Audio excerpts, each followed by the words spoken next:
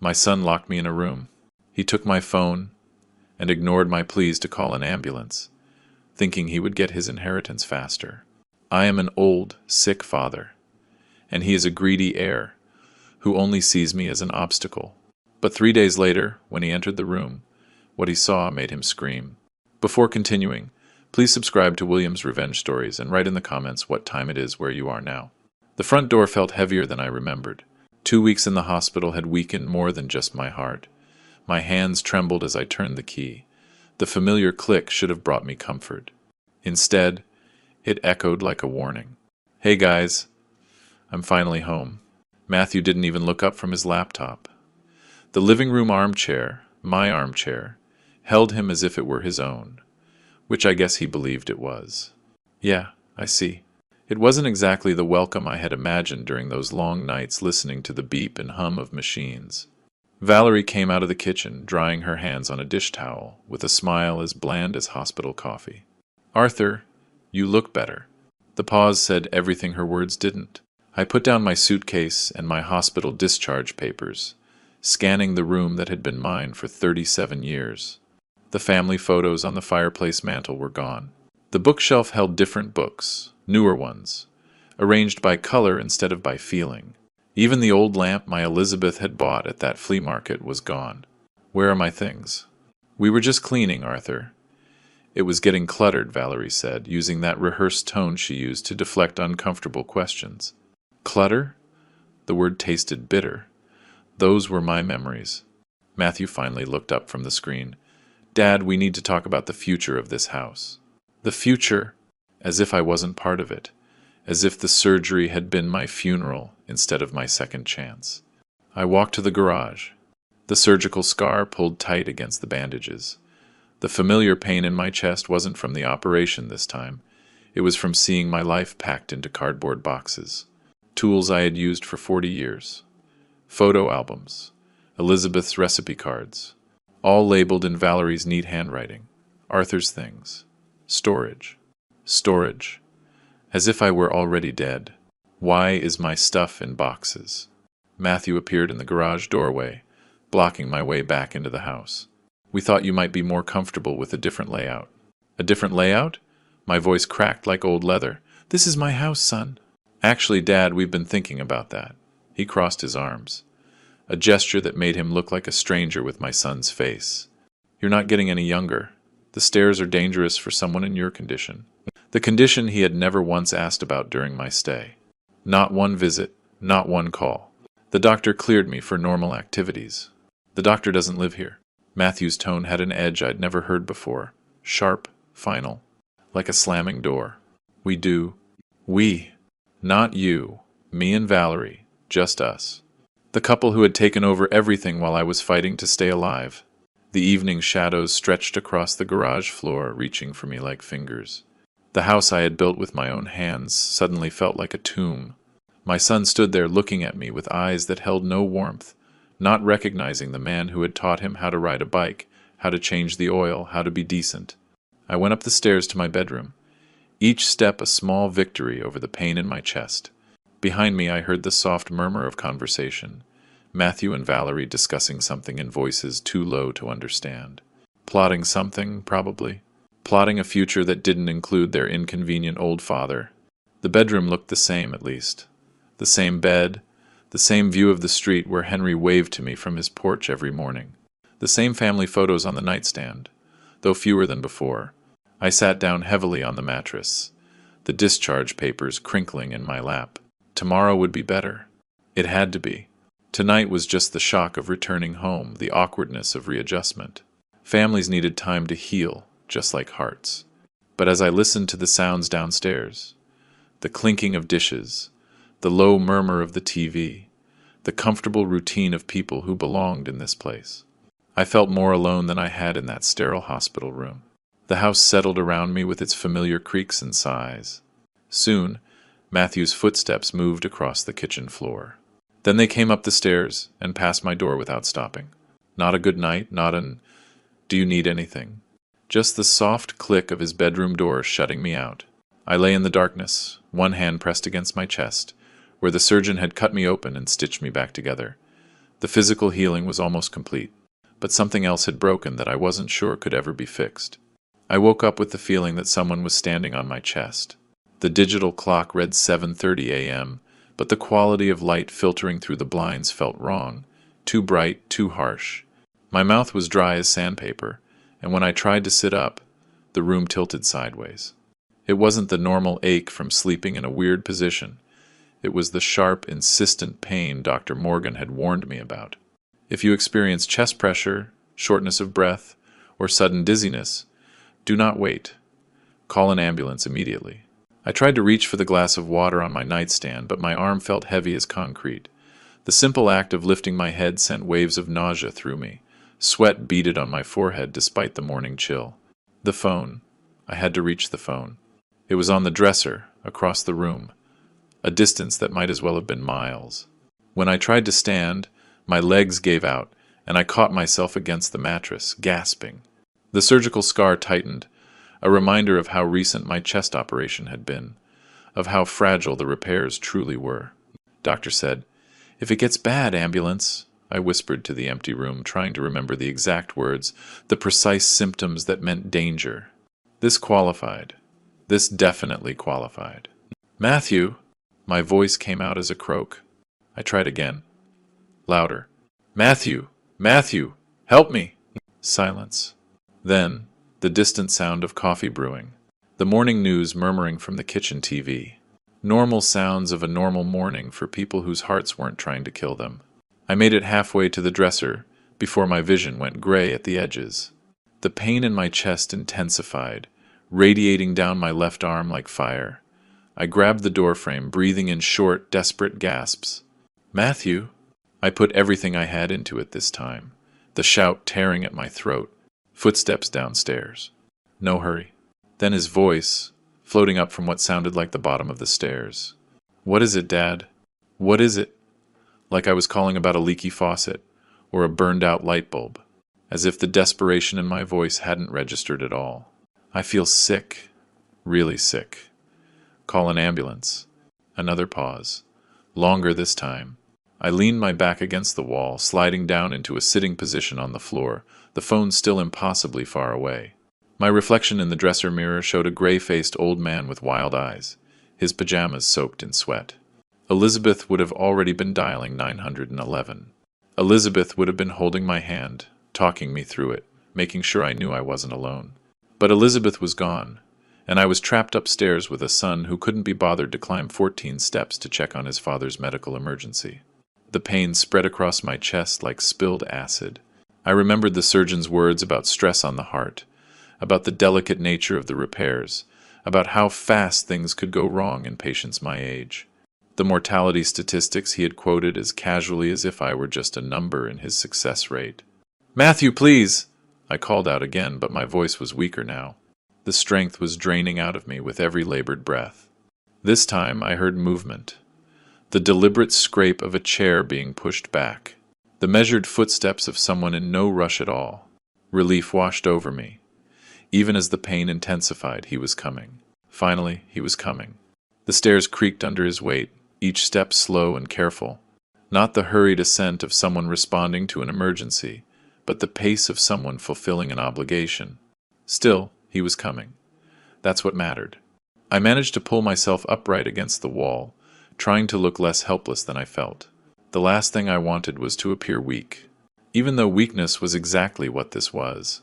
The fundamental fragility of a body that had already failed me once. "Dad." His voice carried a note of mild concern, the way you'd ask about a neighbor's sick cat. "In here," I managed to say. "Hurry." The bedroom door swung open, and Matthew filled the doorway, still in his pajamas, his hair messy from sleep. He looked at me slumped against the wall. He observed the sweat and the paleness and the obvious distress. And his expression remained completely calm. "What's wrong?" As if it wasn't obvious. As if a man didn't call for an ambulance unless he was dying. "Call 911, quick, I feel terrible." Matthew walked into the room, his eyes scanning the scene with a strange detachment. He moved like someone assessing a situation rather than responding to an emergency. His gaze lingered on my phone. Then it shifted to me. And then back to the phone. "No, Dad. I'm not calling. The words hit me like a bucket of cold water. What are you saying? I could die. He walked past me to the dresser. He picked up my phone and slipped it into his pocket. The movement was casual, practiced, as if he'd rehearsed it. Maybe that would be for the best. The room went silent, except for my own ragged breathing. I stared at my son, my only son, the boy I had taught to throw a baseball, whose scraped knees I had bandaged, whose college I had paid for, and I saw a stranger wearing his face. Matthew. The pain in my chest flared, but it felt like more than just my heart now. Something fundamental had broken that had nothing to do with arteries or surgical repairs. Your old, sick father? This house is worth $300,000, and Valerie and I have plans. He spoke in the same tone he might use to discuss the weather. Plans that don't include supporting an invalid. Invalid. The word cut deeper than any scalpel. I'm your father. My voice came out as a whisper. You're a burden. He moved toward the door with that same unhurried pace. And burdens have a way of resolving themselves. I tried to stand, to reach for him, to grab his shoulders and shake some humanity back into him. But my body betrayed me. My legs buckled. My arms were too weak to support my weight. I collapsed back against the wall, gasping. Matthew, please, I need help. He paused in the doorway, looking back with something that might have been pity, if there had been any warmth in it. No, Dad. You need to accept reality. The door closed. The lock clicked. Locked. He had locked me in. Matthew! I pounded on the door with what little strength I had left. Open the door! What are you doing? His footsteps receded down the hall, down the stairs, back to his normal morning routine, back to his coffee and his plans and his future that didn't include his inconvenient father. I slumped against the door, the pain in my chest now competing with a different kind of agony. The child I had raised, the son I had loved unconditionally, had just sentenced me to death. Not with violence or anger, but with cold calculation, with the casual cruelty of someone swatting a fly. The room felt smaller now, the walls pressing in. No phone, no way out, and downstairs the sounds of normal life continued. The TV, the coffee pot, the comfortable routine of people planning a future built on my grave. I pressed my ear to the door, listening for any sign of conscience, any hint that he might reconsider. Instead, I heard him talking to Valerie, his voice low and satisfied, discussing something that made her laugh. A bright, carefree sound that chilled my blood. The surgical scar on my chest burned like a brand. All those machines, all that medicine, all that careful monitoring to keep me alive, just so I could die alone, locked in my own bedroom, abandoned by the people I had trusted most. But I wasn't dead yet. And despite the pain, despite the betrayal, despite everything my body was telling me about giving up, something stubborn and furious was waking up in the part of me that had survived 68 years. 2 wars, the death of my wife, and now this. If Matthew thought I would die quietly and conveniently, he didn't know his father as well as he thought. I had survived worse than this. I would survive him. The window looked out onto Henry's house. Henry, who had lived next door for 15 years, who waved every morning, who had asked about my recovery just last week. If I could just get his attention, I crawled toward the window. Every movement was a small victory against the pain that was trying to pull me under. The glass was cool against my palm as I leaned up to see the street below. Henry's morning paper was still in his driveway. Soon he would come out to get it, coffee mug in hand, ready to start another ordinary day in an ordinary neighborhood where sons didn't lock their fathers up to die. All I had to do was survive long enough to get his attention. All I had to do was refuse to make Matthew's plan easy. The pain was real, dangerous, potentially fatal, but so was my son's betrayal. And between the two, I knew which one I was going to fight harder. The silence after his footsteps faded felt like death itself. I leaned my back against the door, sliding down until I was crumpled on the floor like dirty laundry. The carpet beneath me. Elizabeth's carpet, the one she'd picked out during our 3rd year of marriage, felt rough against my palms. How did this happen? Where's the boy I raised? The question echoed in the emptiness of my skull, bouncing off memories that no longer made sense. This was the same son who had cried when he accidentally stepped on a spider at age 7.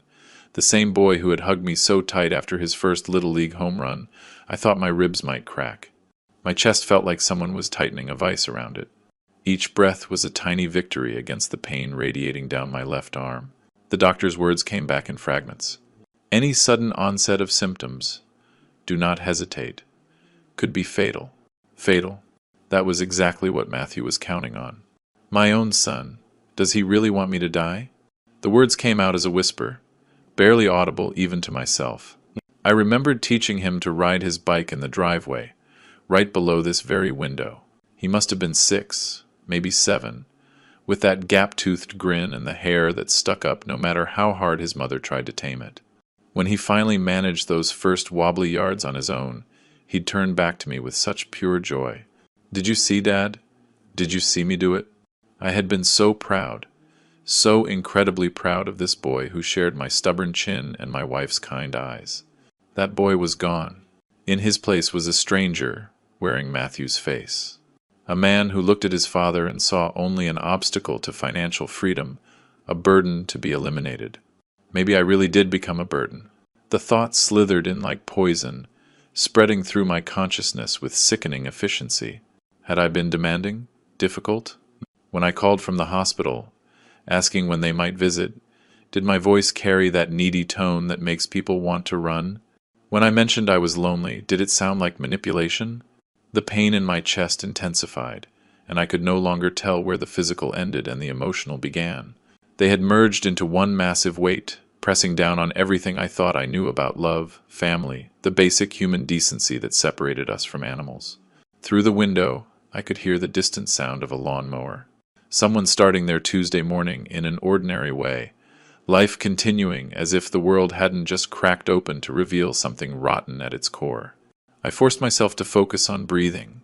In, out, just like the physical therapist had taught me after the surgery, counting the rhythm to keep the panic at bay. But this wasn't surgical recovery. This was survival.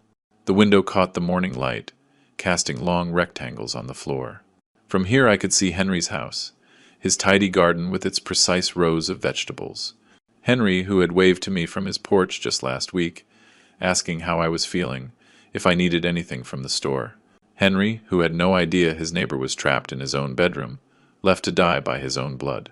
I pressed my palm flat on the floor and pushed, fighting the dizziness as I struggled to my knees. The window was maybe 12 feet away, but it might as well have been 12 miles. Still, it was movement. It was forward. It was the only direction left. Crawling to the window felt like crossing a desert. Each movement sent fresh waves of pain through my chest, but the alternative was to lie still and let Matthew's plan succeed. My surgical scar pulled tight against the bandages as I dragged myself across Elizabeth's carpet, using the legs of furniture for support. The window latch stuck, painted over years ago and rarely opened. My hands trembled as I worked at it. Sweat beaded on my forehead from the effort. When it finally gave way with a rusty squeal, the morning air hit my face like a blessing. Henry's garden stretched out below me, neat rows of tomatoes and peppers catching the early sunlight.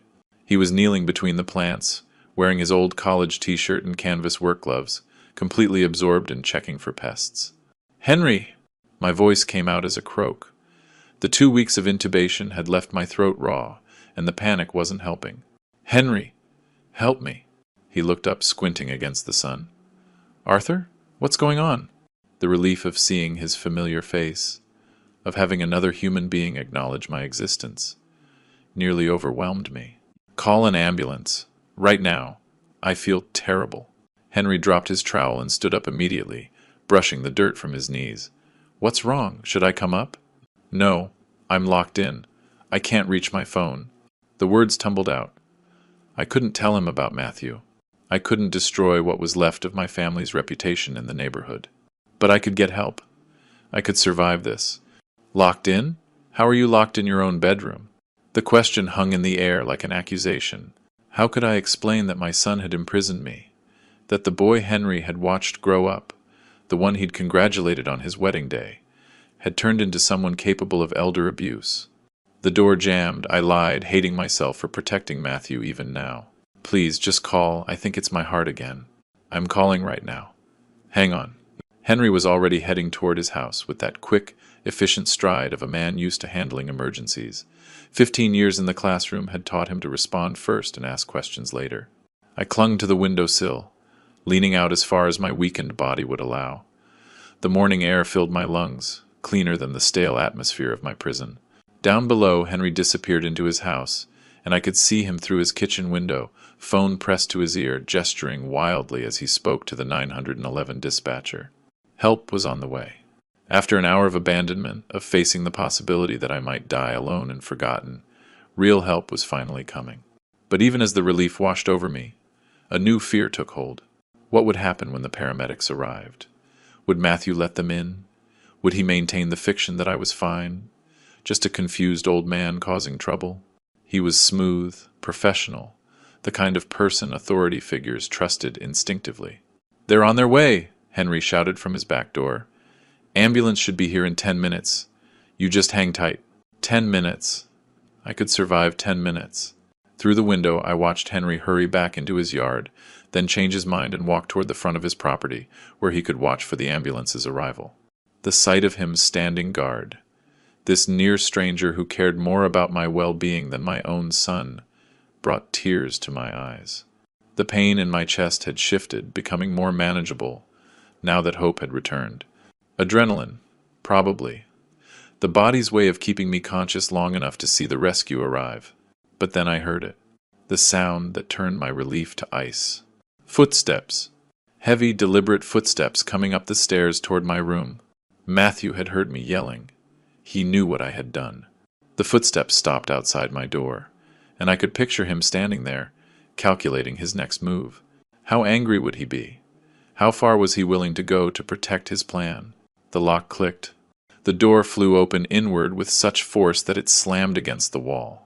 Matthew filled the doorway, his face twisted with a fury I had never seen before, not even during his worst teenage tantrums.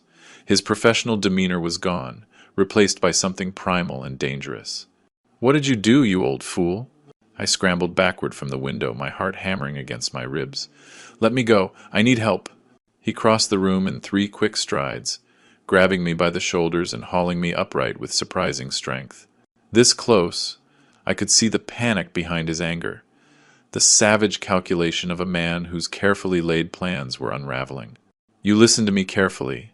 His grip tightened, fingers digging into the area of my surgery until I gasped. "If you tell anyone about this, I will make your life a living hell. You're crazy. You're my son." "I'm your son, who has waited for his inheritance for too long." The words exploded out of him like a breaking dam. "Do you know what it's like? Watching you cling to life while Valerie and I are barely scraping by? Living in this house like you're doing us a favor?" He shoved me back onto the bed hard enough to make my teeth rattle. I landed awkwardly, a sharp pain shooting through my chest as my surgical wound twisted. Above me, Matthew loomed like a stranger in my son's face. "A favor?" I struggled to catch my breath. "This is your home. I never asked for rent. Never." "Because you wanted us dependent. Trapped." His voice rose toward hysterics. "Well, guess what, Dad? I found a way out. We found a way out." The emphasis on "we" hit like a physical blow. Valerie wasn't just complicit. She was a partner in this. The woman who had called me Dad at her wedding, who had sent me cards on every birthday, had been counting the days until my death. "How long?" The question came out as a whisper. "How long have you been planning this?" Matthew's laugh was humorless. "Since the first heart attack, when the doctor told us you might not pull through, and all I could think about was finally being free of this burden on my shoulders." He moved to the window, staring down at Henry's property with the paranoid intensity of a cornered animal. "Who did you call? What did you tell them?" I told them I was dying. "Because I am." "No!" He spun around, pointing an accusing finger at me. "You told them lies. You made yourself sound like a victim when you're just a stubborn old man who won't accept reality. The reality that my son wants me dead. The reality that you're 70 years old with a weak heart and you have no right to stop progress." His professional mask was completely gone, revealing the calculating predator underneath. "That house is worth $300,000. $300,000. Do you know what Valerie and I could do with that money?" The casual way he discussed my death, as if it were a stock transaction or a business merger, sent a chill down my spine. This wasn't temporary madness or a moment of weakness. This was who my son really was. A man who saw his father as nothing more than an inconvenient obstacle to financial success. I could change my will, I said quietly. Leave everything to charity. His face went white, then red. You wouldn't dare. Try me. For a moment I thought he might hit me. His fists clenched. His muscles tensed as he fought an internal battle between violence and calculation. Then, the sound that saved me, or damned us both, came floating through the window. Sirens. Distant, but getting closer.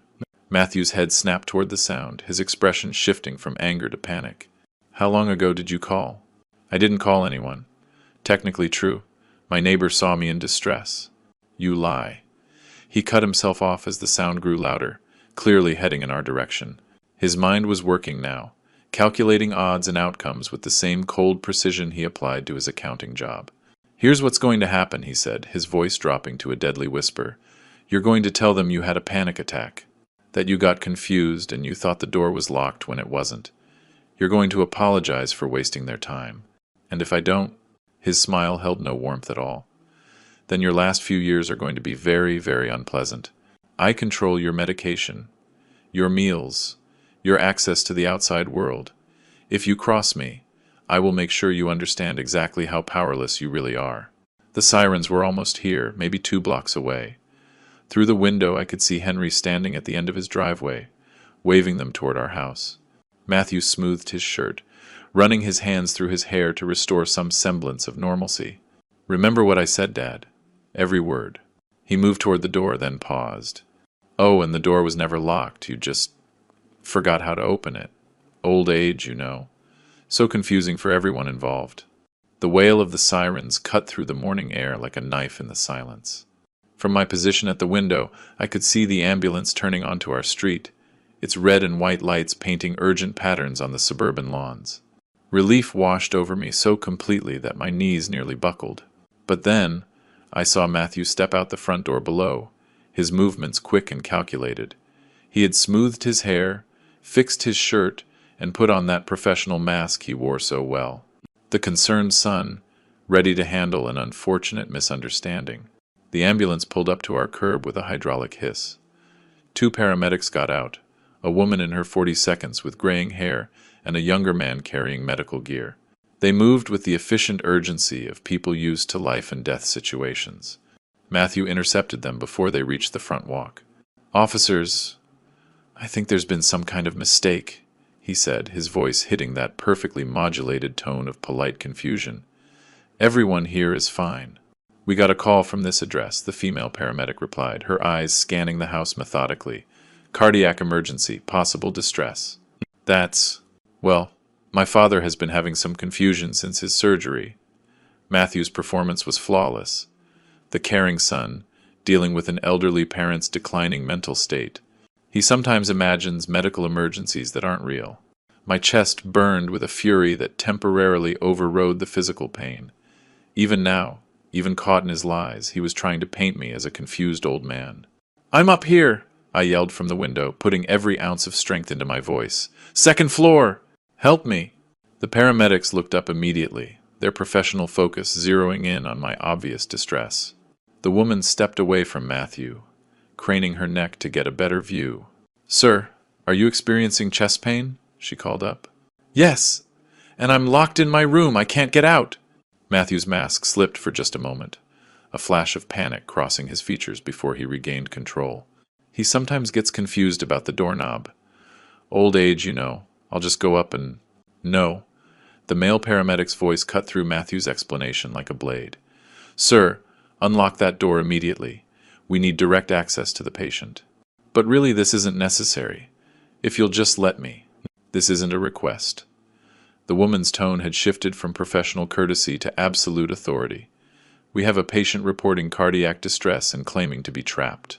You will either provide us with immediate access, or we will call for police backup. I watched Matthew's face cycle through a dozen expressions. Calculation, desperation, fury, resignation. He was trapped by his own lies. Trapped between his carefully constructed deceit and the immovable force of medical protocol. Of course, he said finally, his voice tight. I'll unlock the door right away. But he didn't move. He stood there for precious seconds, his mind working frantically for some way to regain control of the situation. The paramedics noticed. "Sir, unlock the door now, or we will assume this is an elder abuse situation and call the police," the woman said, her hand already moving to her radio. Elder abuse. The words hung in the air like an indictment, and I saw Matthew flinch as if he'd been slapped. His carefully constructed world of plausible deniability was crumbling in real time. "Right away," he said, but his feet remained planted on the front lawn. The male paramedic had heard enough. He spoke into his radio with concise professionalism. "Dispatch, we need police backup at this location. Possible elder abuse situation. Family member impeding access to the patient." That broke Matthew's paralysis. "No, no, that's not necessary." He practically ran to the front door, keys jingling in his hand. "I'll open it right now." Through the window I watched him disappear into the house, and moments later I heard his footsteps on the stairs, slower than they should have been. Every step a grudging admission of defeat. The lock clicked. The door opened. "Dad." His voice carried a forced note of concern. "A performance for the audience sure to follow. The paramedics are here to check on you." I didn't answer. I didn't have to. The sound of professional footsteps on the stairs, of equipment being brought up to save my life, was answer enough. When the female paramedic appeared in my doorway, her experienced eyes took it all in at once. My obvious distress, the suspicious circumstances, the locked door that I had somehow gotten confused about. "Hi, Arthur," she said gently. "I'm Sarah Lopez, and this is my partner, Michael Rogers. We're here to help." Sarah. The same name as my wife. I decided to take it as a good sign. The emergency room was a blur of bright lights and urgent voices. An oxygen mask over my face, an IV needle finding my vein with professional precision, the steady beep of machines monitoring every aspect of my failing cardiovascular system. Through it all, one thought kept circling in my mind like a predator. My own son tried to kill me. Dr. Laura Morgan showed up sometime during the second day, when the immediate crisis had passed, and I was stable enough for conversation. She was younger than I expected, maybe mid-50 seconds, with the kind of direct gaze that suggested she'd seen it all and wouldn't be easily fooled. "Arthur, your condition was critical when you arrived," she said, settling into the chair by my bed. "A little more time without treatment, and we might be having a very different conversation. Thank you for saving me." The words came out automatically, but they carried a weight I hadn't expected. Someone had cared enough to save my life when my own family had tried to end it. She nodded, but her expression remained thoughtful. The paramedics mentioned some unusual circumstances. A locked door? A family member trying to impede access? I held her gaze steadily. My son and I had a misunderstanding. A misunderstanding. As if attempted murder could be boiled down to a simple family disagreement. But I wasn't ready to destroy what was left of my family's reputation. Not until I had a plan. "I see." Dr. Morgan made a note in my chart, but I caught the skeptical look she shot my way. "We'll keep you for observation. The stress on your cardiovascular system was severe, and we want to ensure there are no complications." 2 days. 2 days to lie in that hospital bed, staring at the ceiling tiles, and processing the complete annihilation of everything I had believed about my son. 2 days to replay every interaction, every conversation, looking for signs I had missed. 2 days to understand that Matthew hadn't suddenly snapped. He had been calculating my death for months, maybe years. The nurses checked on me regularly, their kindness a sharp contrast to the coldness I had experienced at home. When they asked about visitors, I gave them the same answer every time. "Are there any visitors we should be expecting?" asked Sarah, the afternoon nurse, during her rounds.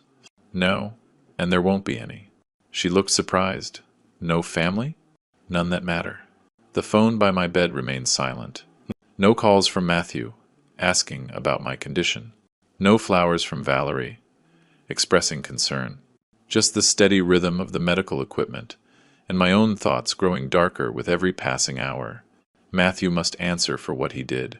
The thought crystallized during my second night, when sleep eluded me, and the rage had settled into something colder, more resolute. This wasn't about family anymore. This was about justice. This was about ensuring that what happened to me couldn't happen to another vulnerable parent. I understood now that Matthew saw me as nothing more than an obstacle to his financial freedom. "Sensuent Megan." That's what my life was worth to him. The price of my house, minus the cost of my continued existence. But he had made one crucial mistake. He had let me live. By the morning of June 13th, I had a plan. Not the hot-headed revenge of a betrayed father, but the careful, methodical approach of a man who had spent 68 years learning how the world really worked. Matthew was smart, but he was also arrogant. He thought he was dealing with a confused old man who would either die quietly or be too ashamed to expose family secrets. He was wrong on both counts. "You're looking much better," Dr. Morgan said during her final check. "Heart rhythm is stable. Blood pressure is under control. I think we can discharge you this afternoon." "Good. I have things to take care of at home." She paused, her pen hovering over the discharge papers. "Arthur, if there are ongoing issues at home, there are resources available. Social services, elder advocacy groups." I smiled, but it wasn't a warm expression. "I can handle my family situation, doctor. But thank you." At 2 p.m., I walked out of the community hospital with a small bag of medications and a heart that was beating steady and strong. The taxi driver who picked me up was chatty, asking about my stay, remarking on the nice weather. I barely heard him. My mind was focused on the evening ahead, on the phone calls I needed to make, on the preparations that would ensure Matthew faced the consequences of his actions. The house looked exactly the same as when I'd left 3 days ago, but everything had changed. It wasn't my home anymore. It was a crime scene, and I was no longer the victim. I was the prosecutor. The taxi pulled away with a soft purr, leaving me standing on the sidewalk in front of the house that no longer felt like home. Matthew's car wasn't in the driveway. At work, most likely, pretending to be the grieving son whose father had suffered yet another medical emergency. Valerie's sedan was also missing, probably at her marketing job, maintaining the facade of normalcy. Perfect. I needed privacy for what came next. Inside, the house felt different. The same furniture, the same family photos that had been returned to their places. Guilt, perhaps, or just keeping up appearances. But the atmosphere had fundamentally changed. It was no longer a sanctuary. It was evidence of a crime. I went upstairs slowly, saving my strength, and went straight to my bedroom. The window was still open from my desperate calls for help. The carpet still held the indentation where I had collapsed, fighting for breath while my son planned my death. From my dresser drawer, I pulled out the small digital recorder I had bought years ago to capture Elizabeth's stories about her childhood. She had wanted me to preserve them for the grandchildren who would never come. Now, it would serve a very different purpose. The device was simple, a silver rectangle no bigger than a deck of cards. I tested it twice, speaking clearly into the microphone, replaying my words to ensure the audio was crisp and clear. Technology had come a long way since my working days. Next, I gathered documents. Medical records from my recent hospitalization showing the severity of my cardiac crisis. The discharge papers proving I had been in immediate danger. Dr. Morgan's notes about the unusual circumstances surrounding my emergency. But the most important call came at 3:30. "Local police department. How can I help you?" "My name is Arthur. I need to report a case of elder abuse." The operator's voice sharpened with professional attention. "What type of abuse, sir?" "Attempted murder. False imprisonment. My son locked me in my room during a medical emergency and refused to call for help." The words came out steady, factual, emotionless, just the way they would sound most credible. "Sir, when did this occur?" 3 days ago, on June 11th. I have medical documentation and witness statements available." "And where are you now, sir?" "I'm at home. The perpetrator lives here with me." I paused, timing it. "If you could send officers tonight around 7:30, I will have additional evidence for you." "Additional evidence?" "A recorded confession, if all goes according to plan." The operator was silent for a moment. "Sir, are you in any immediate danger?" "Not immediate, no. But if you arrive at 7:30 tonight, you will witness a crime in progress and you will have everything you need to press charges." I hung up before she could ask any more questions. Too many details would sound rehearsed, suspicious. Better to let them discover the truth as it unfolded. The recorder fit easily into my shirt pocket, the microphone positioned to capture conversation clearly. I tested the angle several times, recording myself from different positions around the room, replaying each attempt until I was satisfied with the audio quality. At 6 p.m., I heard Matthew's car in the driveway. Showtime. I settled into the living room armchair. My armchair, the one he had claimed during my hospital stay. And I waited. The front door opened with its familiar squeak. "Dad?" His voice carried a note of surprise. "You're home? Where else would I be?" He appeared in the living room entryway, still in his business suit, his face carefully composed into an expression of mild concern. The performance was flawless, if you didn't know what to look for. "How are you feeling? The hospital said you were stable, but stable enough to have some interesting conversations." I kept my voice level, almost conversational, about inheritances, about burdens, about sons who wait for their fathers to die. His mask slipped, just slightly. A tightness around his eyes, a pause that lasted one beat too long. "I don't know what you mean." "Yes, you do." I smiled, and I saw him recognize something new in my expression, something that hadn't been there before his betrayal. "We both know exactly what you did. The only question is whether you're man enough to admit it." Through the window I could see a police cruiser turn onto our street, moving slowly, professionally, timing its arrival with the precision I had requested. Matthew followed my gaze, and he froze. "What did you do?" he whispered. I reached into my shirt pocket and turned off the recorder. "Justice, son. Something you forgot to teach yourself." At 6:30 on the dot, I heard the familiar rumble of Matthew's sedan pulling into the driveway, then Valerie's car, its engine ticking as it cooled. The car doors shut with the casual authority of people returning to their domain, unaware that the rules had changed in their absence. The front door opened with its usual squeak, the same sound that had welcomed me home from work for 37 years, back when this house held love instead of lies. "Dad?" Matthew's voice carried that careful note of false concern he had perfected over the last few days. "You're home already." I remained seated in my armchair. My armchair, not his. My hands folded calmly in my lap. The recorder in my shirt pocket felt warm against my chest, its tiny red light hidden but recording every word. "This is my house, son." He appeared in the living room entryway, still in his business suit, that mask of professional competence firmly in place.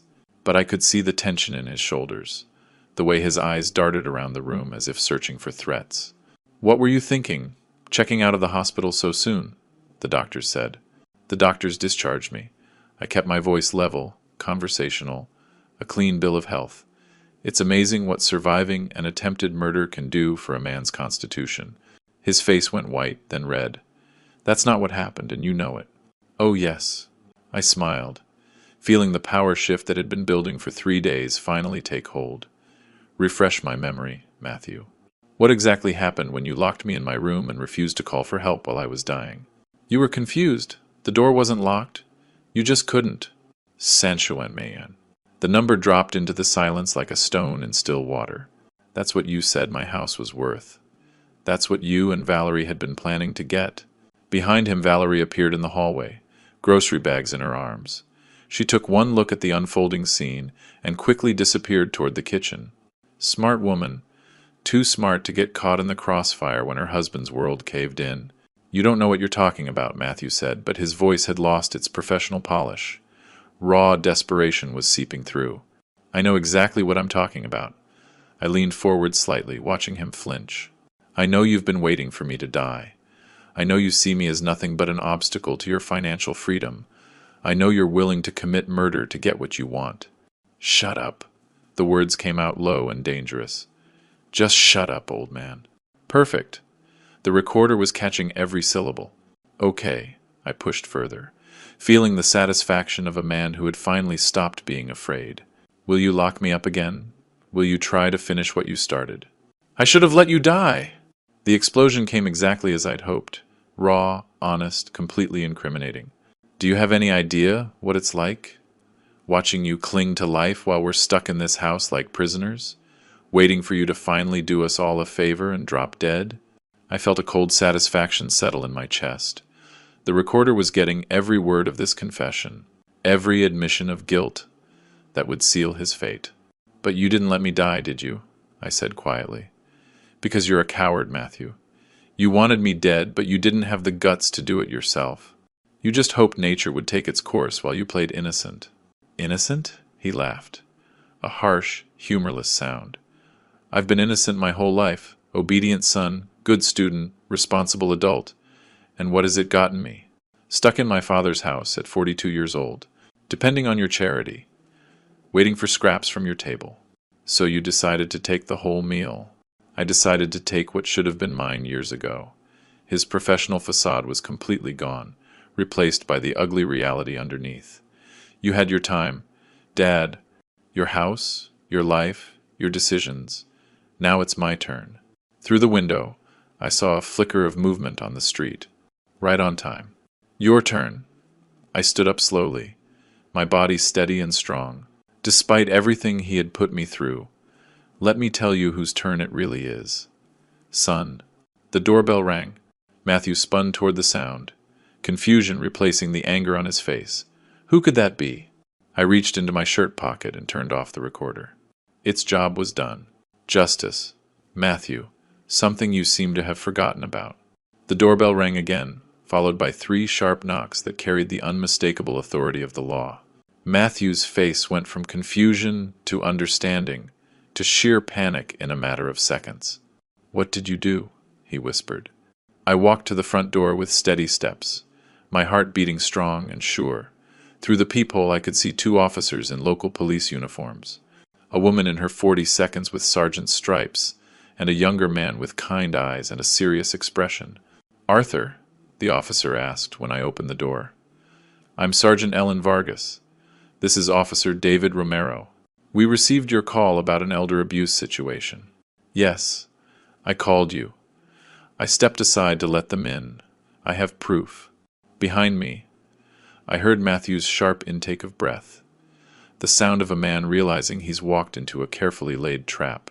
Proof? Sergeant Vargas's professional gaze took in the scene. The comfortable living room, the well-dressed son who looked like he'd seen a ghost, the elderly father radiating a calm determination. I reached into my shirt pocket and pulled out the small silver recorder. Recorded confession, threats of violence, admission of attempted murder through medical neglect. That's not. Matthew started to move forward, then stopped when Officer Romero's hand moved toward his belt. Let's hear it, Sergeant Vargas said. I pressed the play button. Matthew's voice filled the room, clear and damning. I should have let you die. Do you have any idea what it's like, watching you cling to life while we're stuck in this house like prisoners? The color drained from Matthew's face as his own words condemned him. That's taken out of context. He was provoking me. Keep listening, I said quietly. I decided to take what should have been mine years ago. You had your time, Dad. Now it's my turn. Sergeant Vargas exchanged a look with her partner. 20 years on, the force had taught her to recognize genuine evidence when she heard it. Sir, can you tell us what happened on June 11th? Officer Romero asked, his notebook out. My son locked me in my bedroom during a cardiac emergency and refused to call for medical help, I said, my voice steady and factual. He admitted he wanted me to die so he could inherit my house. He's lying, Matthew's voice cracked with desperation. He's a confused old man who doesn't understand what really happened. We have the paramedics' report, Sergeant Vargas said, consulting her notes. EMS documented a locked door and a family member attempting to impede medical access. That matches the gentleman's account. From the kitchen doorway, Valerie appeared, holding a suitcase. She had been listening, and she had made her choice. Officers, I can confirm my husband's behavior, she said, her voice trembling. I tried to stop him, but he said it would be better if Arthur just died naturally.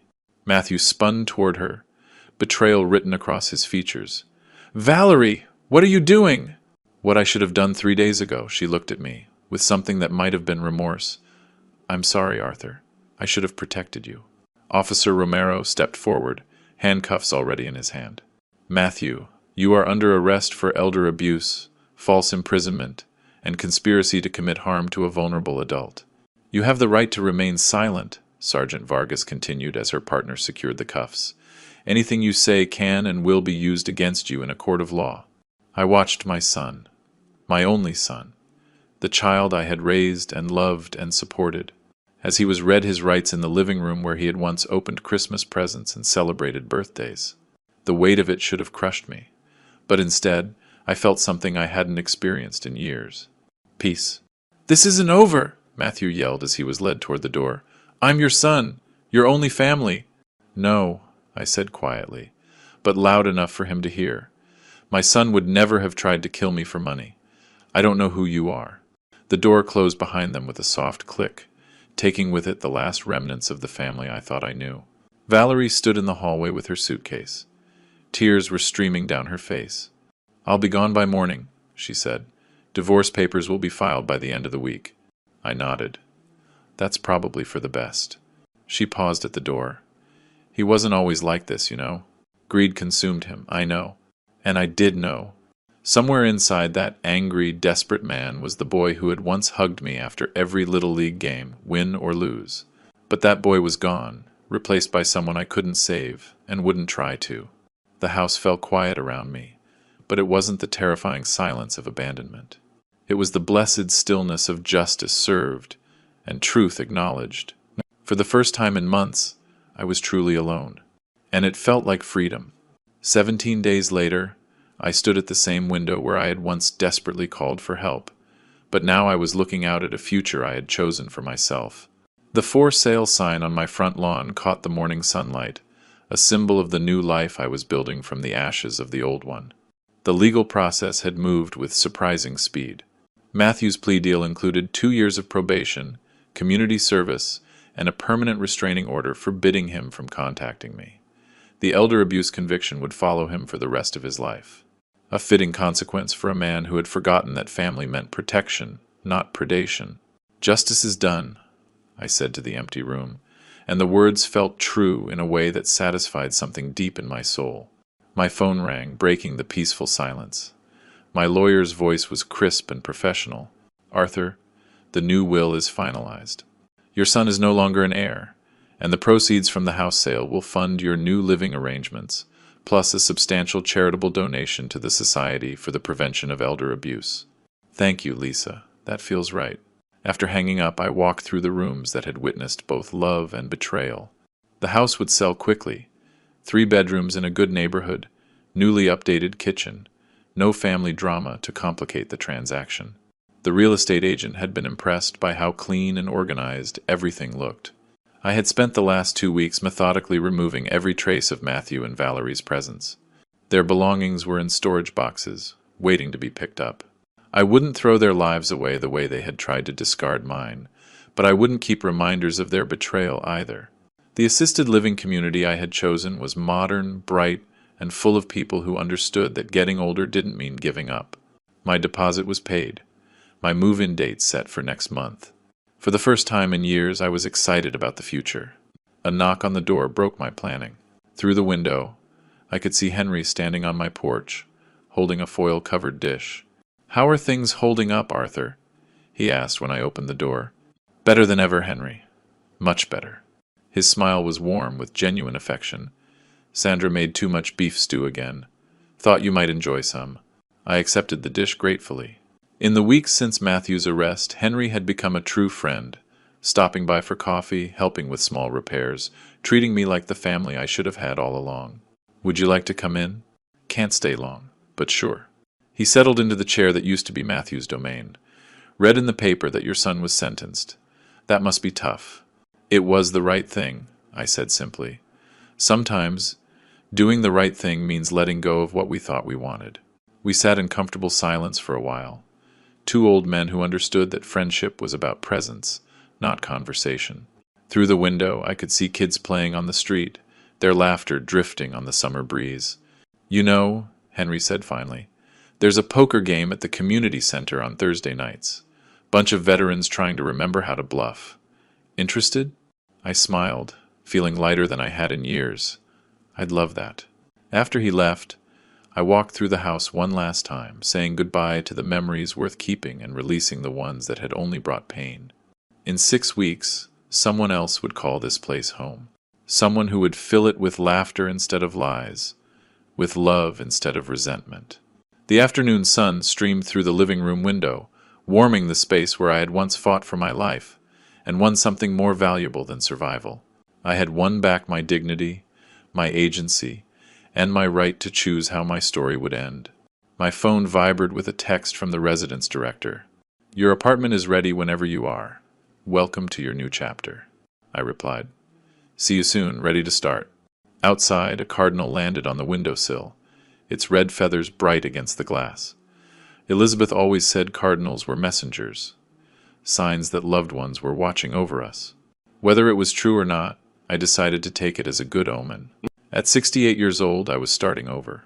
Not because I had to, but because I had learned that it's never too late to demand better from life, to refuse to accept cruelty disguised as family, to fight for justice even when it costs you everything you thought you wanted.